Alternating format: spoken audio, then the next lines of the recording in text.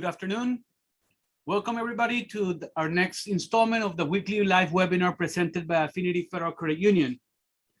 Today's topic is going to be pay yourself first. My name is Oscar Cordova and I am the specialist here, external affairs specialist here. I forgot my title for a minute there. And I'm in charge of the financial education efforts of our credit union in the areas that we serve. I've been with Affinity for about 7 years already. Before I begin, here's my contact information, and you guys are more than welcome to get in touch with me via email.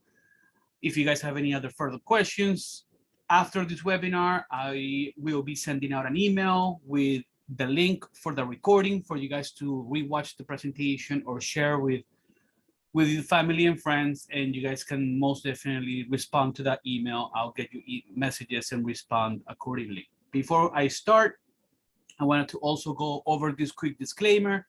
The information provided to all of you in this presentation is for information purposes only. It's not intended to be legal, tax, or financial advice. If you guys have a situation where you guys need to talk to someone in particular about any of these topics, please reach out and I'll be more than happy to put you in touch with someone that can help you.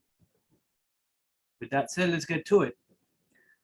So let's define what paying yourself first is. So paying yourself is a simple and effective strategy used to save up for your short and long-term goals.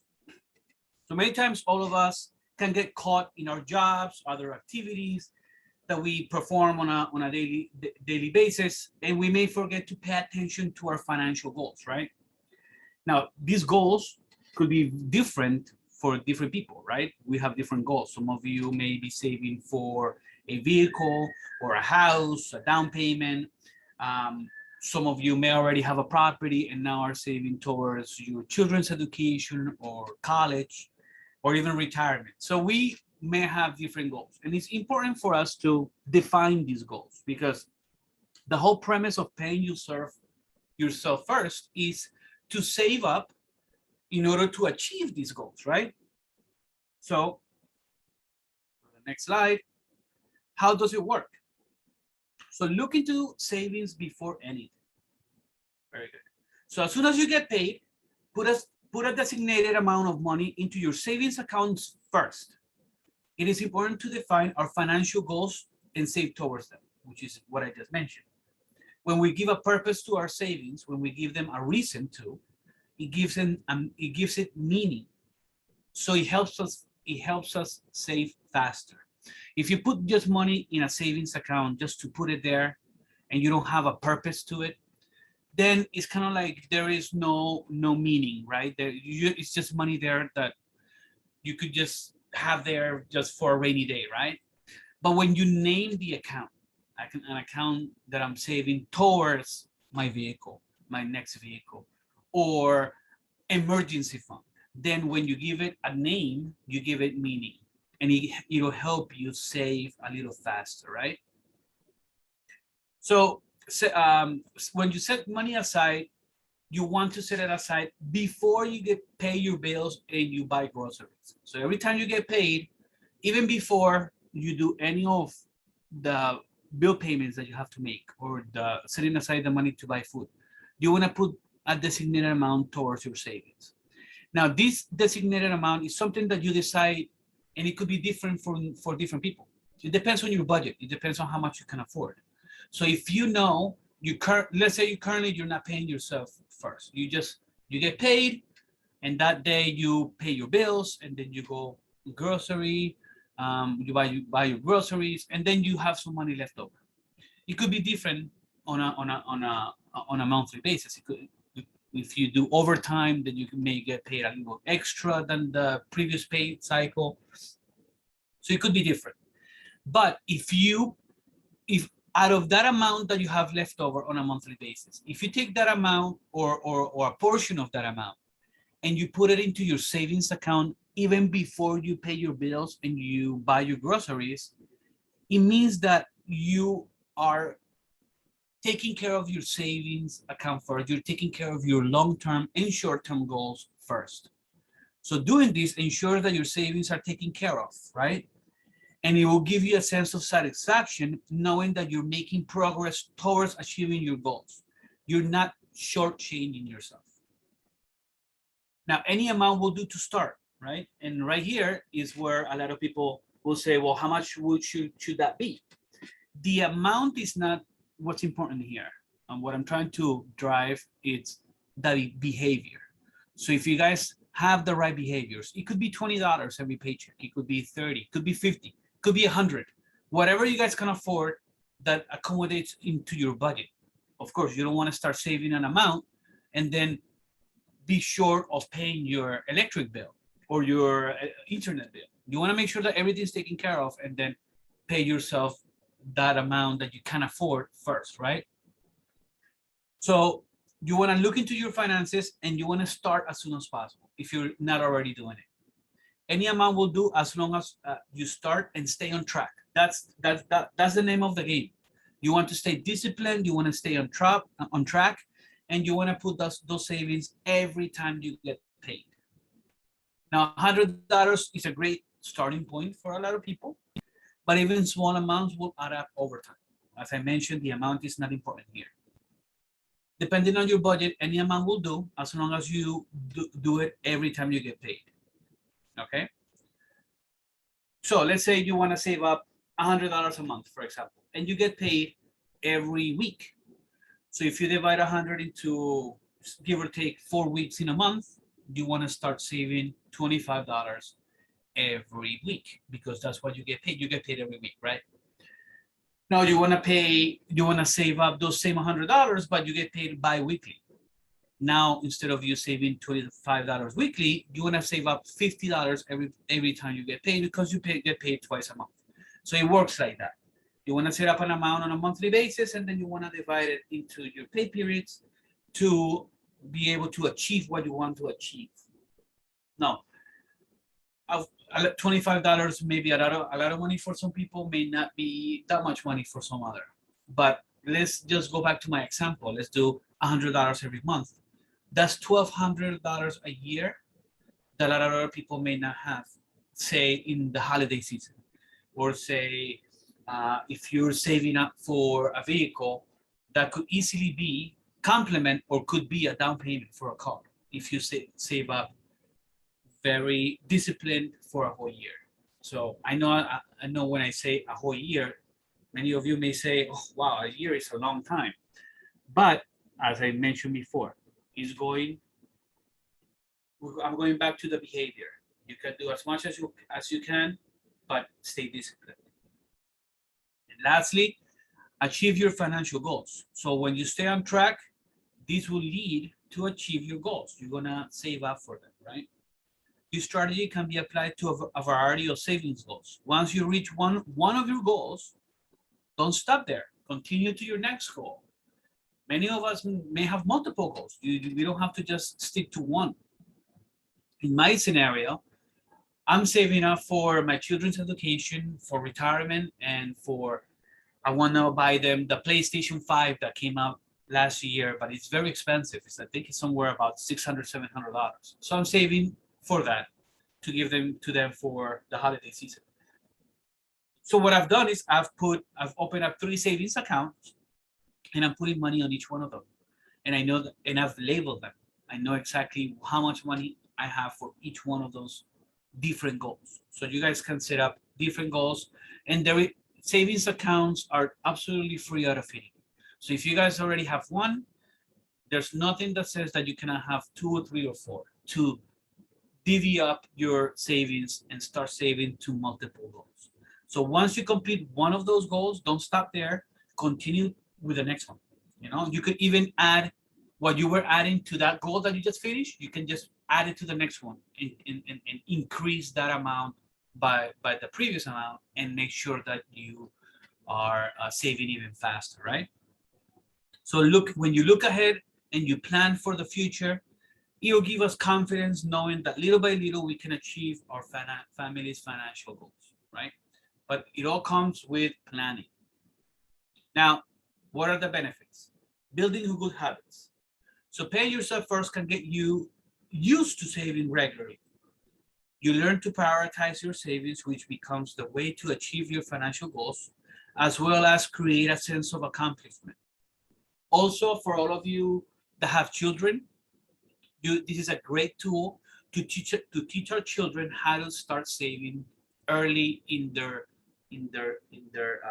years, right?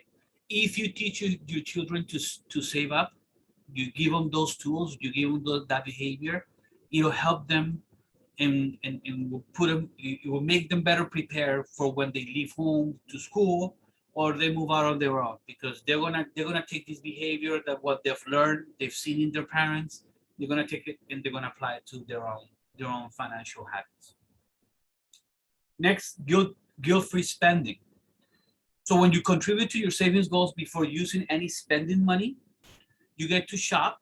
When you go and spend, you go to the mall, you get to shop knowing that you're not shortchanging your long-term goals. You already put up some money aside for saving. So many of us, like me, I like to go out and spend and go out to eat. I like food, so I like eating. My wife likes to go to the mall, but I like going out in to a nice restaurant and have a sit down meal, right? So whenever I go out, I this is whenever I spend on experiences is more rewarding than when I buy stuff. And this is my opinion, my own situation. When I buy stuff like tangible items, like material things, sometimes I feel, and this is, and I usually teach this when I teach budgeting. You want to define the difference between a want and a need, right? When you go out spending, and you want to ask yourself, whatever I'm buying, is this something that I really need, or this is something that it's a want? It's nice to have, but I can do without it. So going back to my example, I like eating. I like to go out with my family to a nice restaurant. That's something that is not tangible, right? It's an experience. We're going out to eat, and when I spend in that, I feel guilt free because I have already put money aside for my savings. But when I go out and buy something tangible, like I don't know, a PlayStation game or whatever, sometimes I stop and it happens to me all the time, and I don't know if it happens to you guys. I stop and think, you know what? I could have put this money elsewhere. I could have put it in my savings account. I could have put it in my investment portfolio, and this money could have been working for me instead of the other way around, instead of just spending it and then yes, I do have something that I wanted at the moment, but it may not be something that I want in the long run. You know what I mean? So sometimes I do feel this guilt that I should have not bought it. Too late. I already have it, right? But when you feel that the guilt about spending, that's when you want to stop and say, hey, listen, perhaps there's something next time I go out, there's something that I can change in my behavior. And perhaps before I buy with emotion, perhaps I want to buy with being more rational, right? Asking yourself, do I really need this, or do I just want it? Because that could be money that you could be putting towards your savings, right? Great. Rainy day readiness, right? So also paying your bills first is the best defense against life's curveballs, and it will help you and keep you from scrambling next time you have an emergency expense, right? So this is very important, and it's also part of my budget class. Very important to keep in mind, because when we have an emergency fund, which is also part of a budget, we will have money there waiting for in case something happens. Now, when we're prepared for these unexpected life events, we are gonna feel good about having some money put aside for that something that could happen to us that we may not be prepared for. So, examples: a flat tire. You know, it has happened to me, and perhaps it has happened to many of you. You guys wake up in the morning, ready to go to work, and then you go out and you have a flat tire. Now, what do? You have to get it replaced. You have to get to work. So you either put the donut or the spare tire there and get to work, but you still have to pay for a new tire. So what are you going to do about that? Are you going to put the money that spends on a credit card and perhaps start paying interest on money that you already have put on a credit card? Or if you have an emergency fund, you may have some money put aside for something like this. Now, it may be more than what you have. The expense could be more than what you have saved. Say the tire is $300 and you have only $150 in your emergency fund. That's fine, but at least you're already halfway there. At least the $150 is already helping you get to that $300 range, which is what the tire is. So it's going to help us be ready for that rainy day. That's the next. Relax, willpower.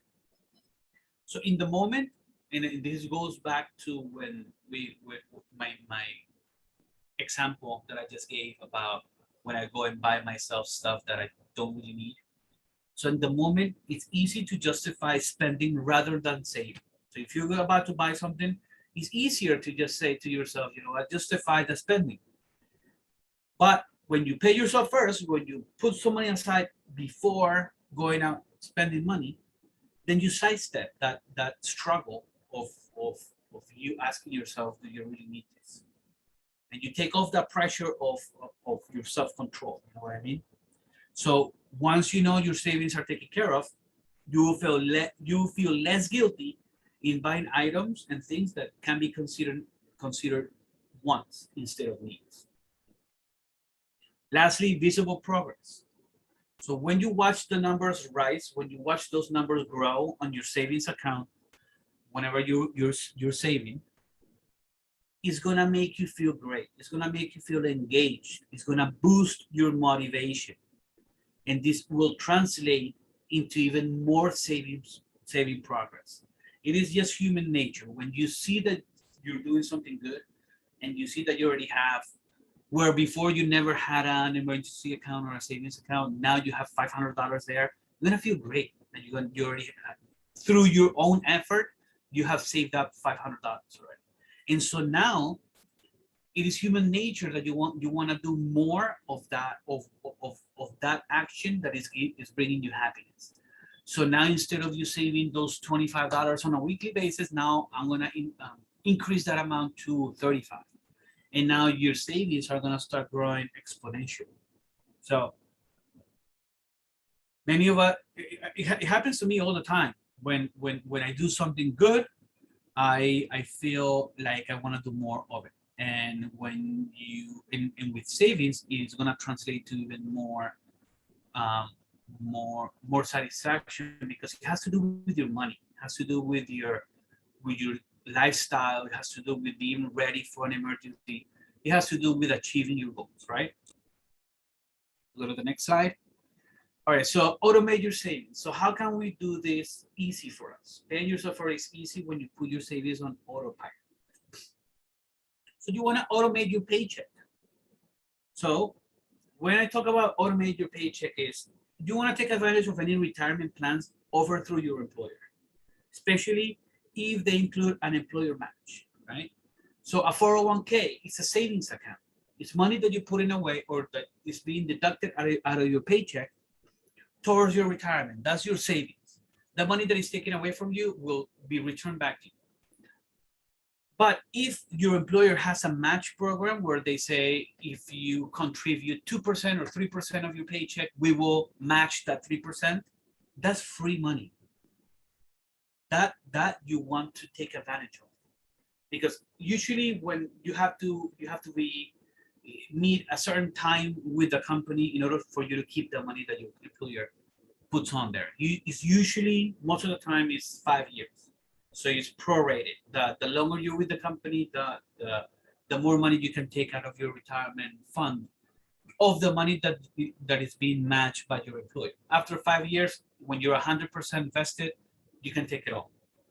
So that's the first way to save. Take advantage of those employer match retirement programs that may be offered through your employer. Also, if you get paid direct deposit, a lot of people still like to get paid with a paper check. And I met someone in my banking career a long time ago that he felt that he wasn't getting paid if he didn't receive a paper check, and it was just something that he felt like I used to tell him, listen, why don't you do direct deposit? It's more convenient. The money goes directly to your account. You don't have to go to the bank and deposit the money. You don't have to cash your check.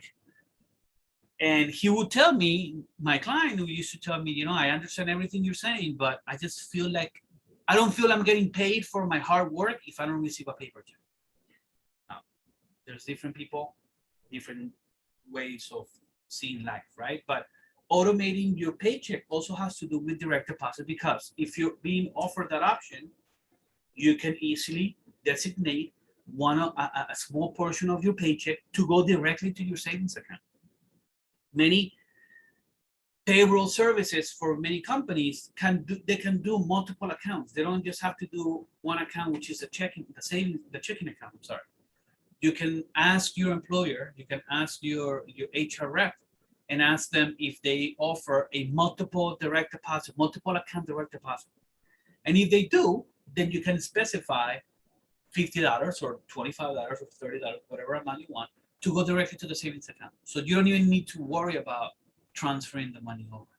The money will go directly to that account, and your savings are being taken care of right away.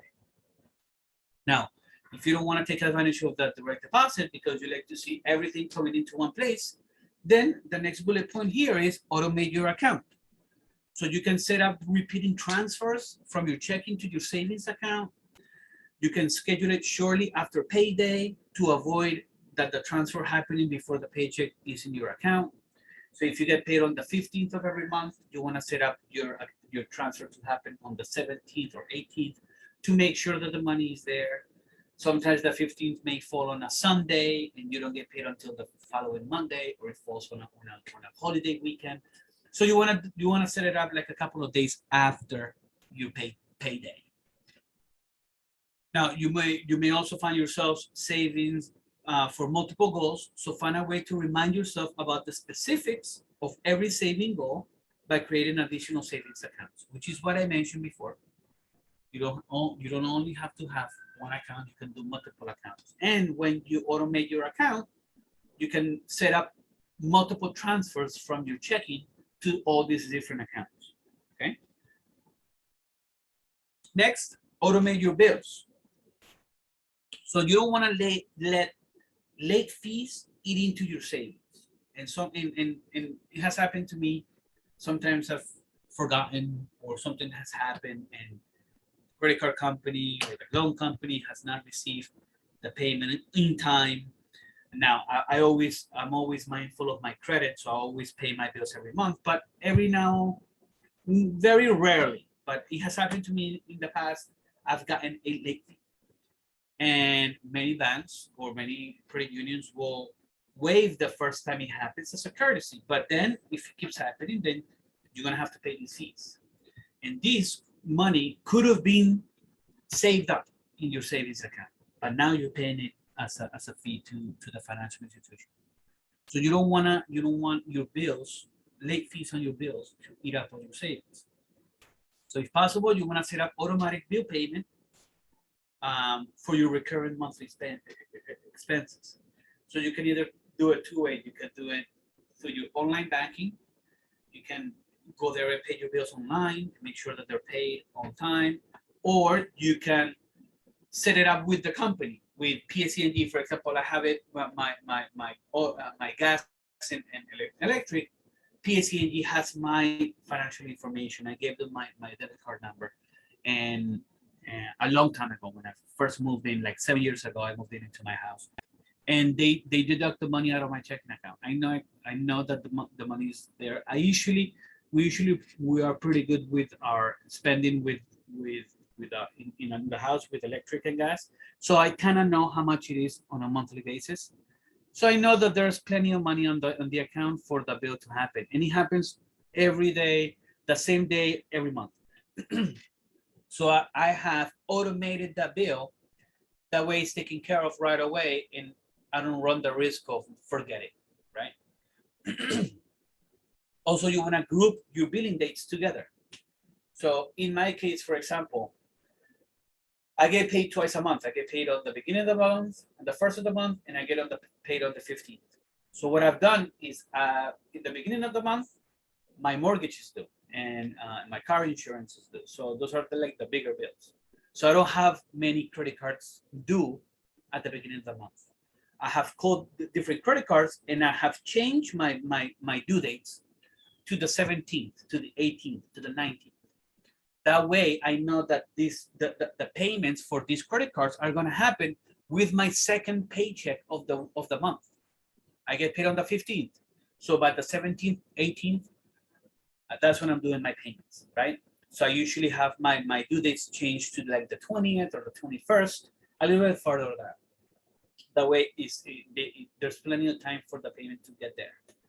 So I have grouped all of my credit cards for the middle of the month, and all of my other expenses, which is my utilities, my mortgage, and my car insurance, happen in the beginning of the month.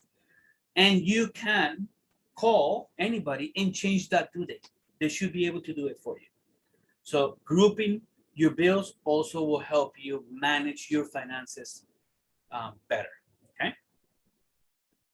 Lastly, you want to automate your contributions. So get creative when you want to find like bonus sources of income to instantly boost your savings. So what do I mean by that? You can, for example, if you have one of those jars that you've been saving for a long time where you put your change there, or spare change, or dollar bills, you can use that money to put it in the bank and boost your savings, right? Another way that I will suggest to get a bonus source of income for your savings is like rewards from your credit cards, like points or cashback programs. In my situation, I do have a credit card that gives me points, and I use it for groceries. So whenever I go to the store, buy the groceries, I use my credit card. I will get home, pay it right away. Like if I was paying it out of my checking account, I pay exactly. That account always has a zero balance. But I'm banking all of these points. And then what I usually do once a year, I get all of these points, I redeem them for cashback. And when they send me that check, it could be for $60, $70, $100, depending on how much I've spent throughout the year, how much I've saved up in points. I put the money directly to my savings account. That's money that is not part of my budget, and it's not money that for me to spend. I usually request this money, this cash back, as a check, and I put it in my savings account. That's another way for you to boost your savings. And lastly, of course, consider putting any future income tax refunds towards your savings as well. When we do our taxes, some of us may pay, some of us may get a refund. But if we get a refund, this is extra money. This is not part of our budget. So this is money that could be used to put in a savings account and enhance that savings to make those saving goals, those long-term and short-term goals, be achievable even faster. Okay. All right, very good. So this concludes my presentation today. I would like to open up the floor for any questions that anyone of you may have at this moment.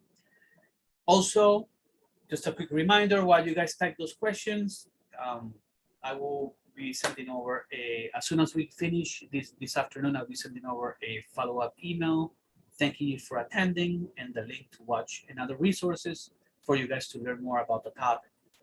Now, if you guys want to ask a question, there is a Q&A option on your panel, and you guys are more than welcome to submit your questions now. All right, so I do have a question that came through here. Does Affinity plan on providing a service to streamline multiple savings other than opening multiple savings accounts? I'm in another bank in which there is one savings account with sub accounts within, and I'm seeing that this idea is becoming more popular with other banking institutions. Well, thank you so much for your suggestion. I don't work on product design, but I'll be more than happy to pass this along to that team and make sure that they see how we can implement. Right now, I know I have multiple savings accounts. I do not have a sub account under my savings accounts, but that's not to change.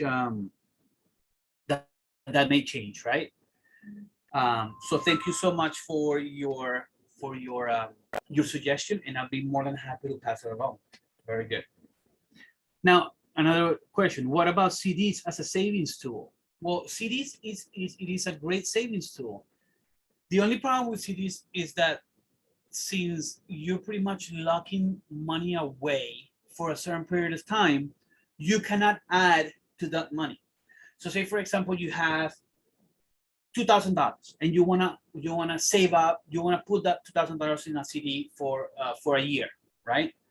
So you put the $2,000 in a CD, it's gonna give you X amount of money as an interest rate, and you will get at the end of the year you get X amount, you get your 2,000 plus the interest.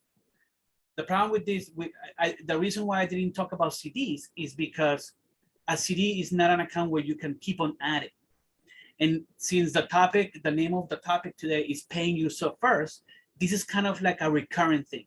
This is when you pay yourself first is you want to do it every time you get paid. You want to do it on a weekly basis or bi-weekly basis or monthly basis, depending on how much you get paid. So if you're paying yourself first, you're adding money to an account. You wanna add money to your savings account. So a CD is a great way to save if you already have some money that you want to put away and not touch. But as a tool to pay yourself first would not be the best tool because again, like I mentioned before, a CD you cannot add to it. You can only add to the CD when it comes due after the whatever period you decided, 6 months, 9 months, a year, 2 years, depending on how long you open a CD for. When the CD expires, that's when you can actually add money to it. Okay.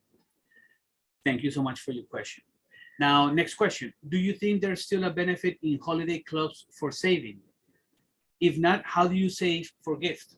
So thank you so much for your question. Funny you asked that question because one of the topics for in September, and I believe is the last topic of the month, it's holiday budgeting. That is one of the topics this month. I definitely think that there's still benefits for holiday clubs. And the reason is because this is money that you're putting away and you already have a goal for it. It's going to be your spending for the holiday, for your gifts. So I definitely think that there is still a benefit for it. And but there are different ways for you to save up. For example, I usually teach in my budgeting class as well. I usually teach that if you want to save up for holiday, you can easily do so by putting some money away every week or every bi-weekly. Not as a way of paying yourself first, as kind of like an afterthought. If you have some money left over, put it away for gifts. And a lot of people will realize that when it's November, perhaps right after Thanksgiving, that's when a lot of people get in that mode of buying for the holiday. Black Friday will probably be the beginning of that purchasing season, I want to say. Then you will have a substantial amount of money saved up. But you want to start early. You want to start from January, February, right? A lot of people are not thinking in January and February about saving for the holiday season. They just came through one, right? They just finished a holiday season and they may be they may have a lot of debt in credit cards because of the holidays, or they may be thinking about like rebounding from the previous holiday season. But if you start saving early in the year to in November, you guys will see that you guys will have saved some money for that purpose. What different saving programs are available at Affinity. So there are different ones. Of course, I just spoke about CDs. We do have CDs. We have our regular savings account. We have a money market account as well.